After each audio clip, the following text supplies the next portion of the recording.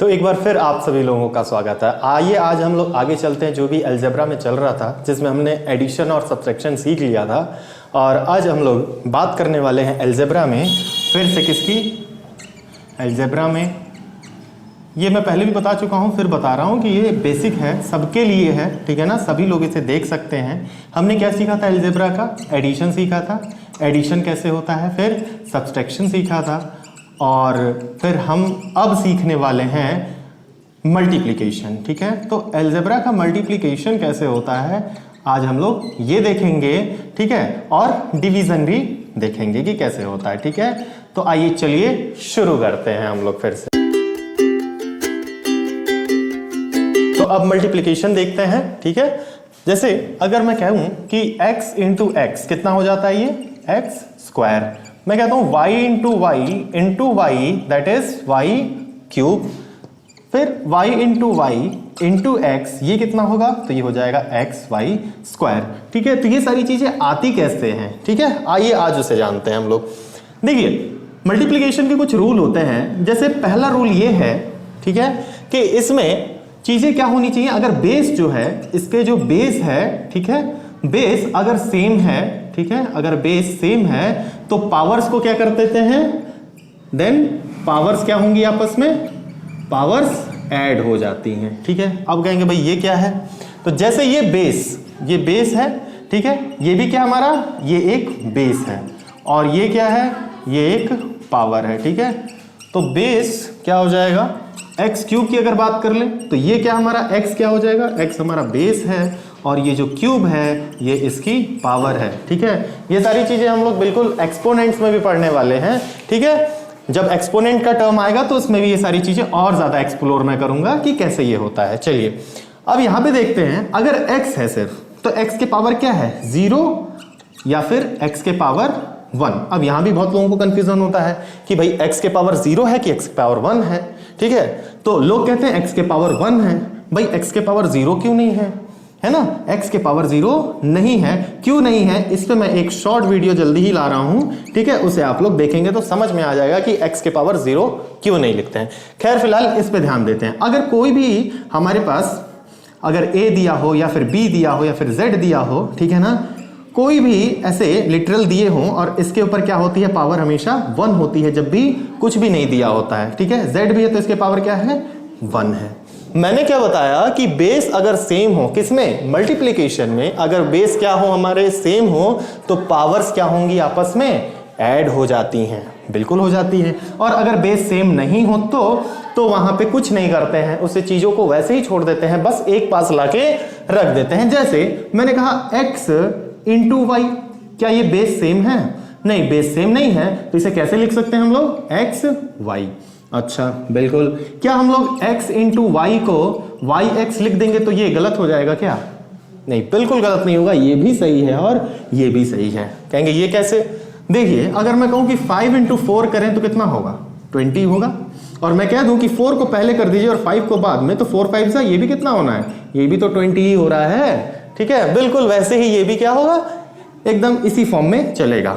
अब देखिए x into y into x into y into z, अब मल्टीप्लाई है तो रूल लगाएंगे, बेस क्या सेम होनी चाहिए, ये और ये सेम है क्या, नहीं है, लेकिन ये x और ये x क्या है, आपस में सेम है, ये y और ये y सेम है, z का कोई पेयर है ही नहीं, तो यहां पे क्या हो जाएगा, इन दोनों x को एक पास में लिख दें और इंटू ये y को एक पास में लिख दें और इंटू z कर देते हैं। x के पावर कितनी, 1, यहां भी x के पावर 1, ठीक है, यहां y के पावर 1, यहां पे y के पावर 1 और यहां पे भी z के पावर 1। ये तो समझ में आ रहा है। अब ये बेस सेम, तो ये 2x लिखने की जगह पे हम क्या लिखेंगे, एक ही x लिखेंगे और इन पावर्स को ऐड कर लेंगे 1 + 1 इंटू y, इन 2y की जगह पे हमने एक ही y पुट किया और यहाँ पे पावर्स को आपस में ऐड कर दिया, और इनटू क्या यहाँ पे कोई पेयर है z का, नहीं है, तो इसे ऐसे ही लिख देंगे, कोई जरूरत नहीं है पावर 1 लिखने की, ठीक है।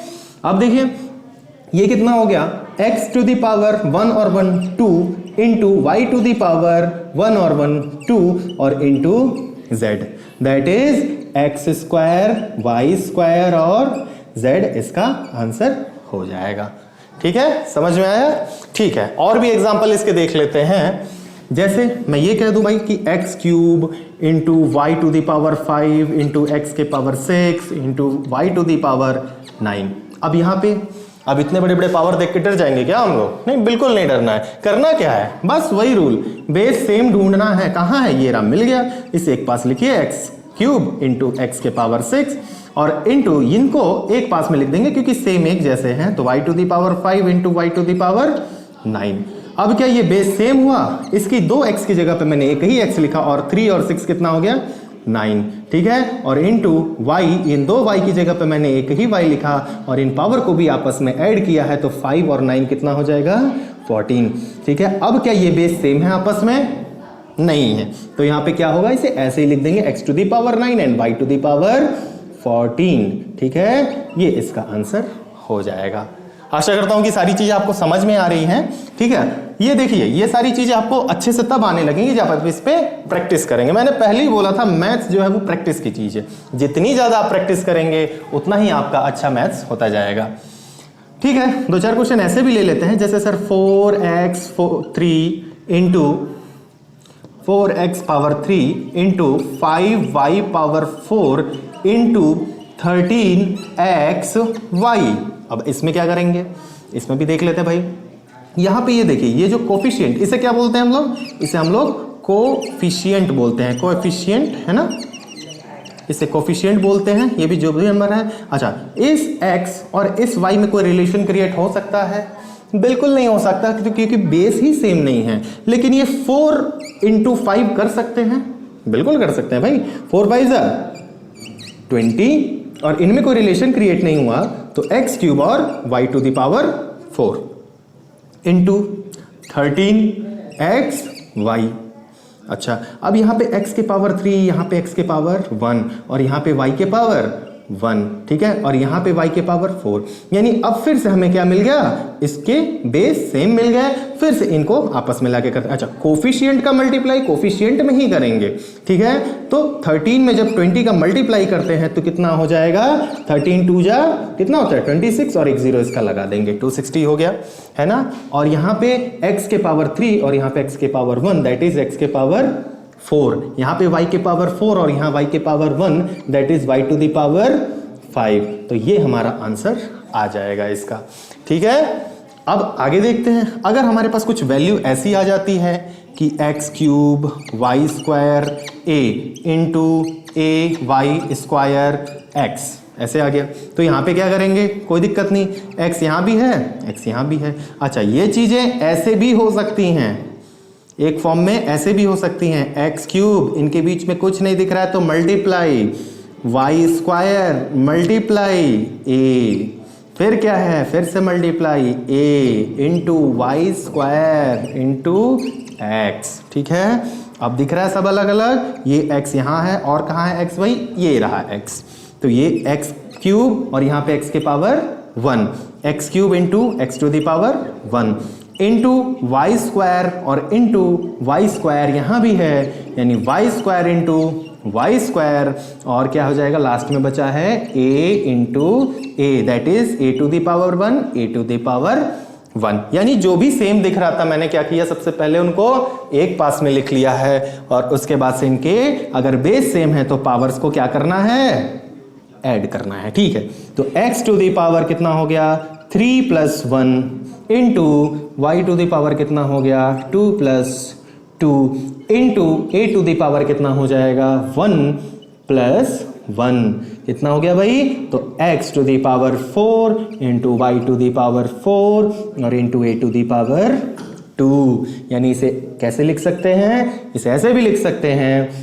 अगर लिखें तो x to the power 4, y to the power 4 and a to the power 2, ये हमारा आंसर आ जाएगा, ठीक है। आशा करता हूं कि आप लोगों को ये सारी चीजें अच्छे से समझ में आ रही है। मल्टीप्लिकेशन में क्या है? आपको प्रैक्टिस करनी है। एक ही रूल ध्यान में रखना है कि बेस सेम होगा तो पावर क्या होंगी? आपस में ऐड होंगी, ठीक है। ये नहीं कि अगर ऐसे कुछ क्वेश्चन आ जाते हैं जैसे मैंने कराए हैं 20xyz और इंटू 13xy, तो यहाँ पे ये नहीं कि सर बेस तो सेम ही नहीं है, अरे कुछ तो सेम है, मल्टीप्लाई है ना, x इसका भी है, x इसका भी है, y इसका भी है, y इसका भी है। कहेंगे सर कोफिशिएंट तो अलग हो गया, उससे भी कोई मतलब नहीं भाई, कोफिशिएंट इसका 20 है, इसका 13 है, इसमें भी क्या करना है हमें, मल्टीप्लाई ही करना है ना। तो 13 में 20 का मल्टीप्लाई करेंगे, ये आ गया, और उसके बाद ये x के पावर 1 और इस x के पावर 1। एक्चुअली इसमें भी क्या रिलेशनशिप है, एक्स वाई जेड लिखा हुआ है, मतलब x into y into z, सबके पावर कितनी है, 1 है।